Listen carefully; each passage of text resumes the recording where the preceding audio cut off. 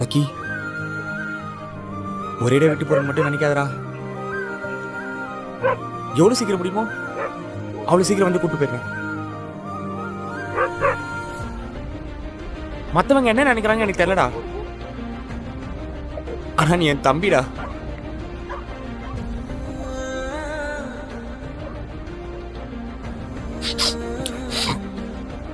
ஒழுங்கா சொல்றது கேளு, கரெக்டா சாப்பிடு, கரெக்டா தூங்கு.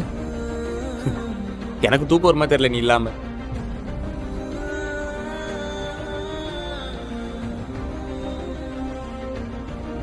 என்ன மன்னிச்சிடுறா. எவ்வளவு சீக்கிரம் முடியுமோ அவ்வளவு சீக்கிரம் வந்து கூட்டு போயிடுறேனா.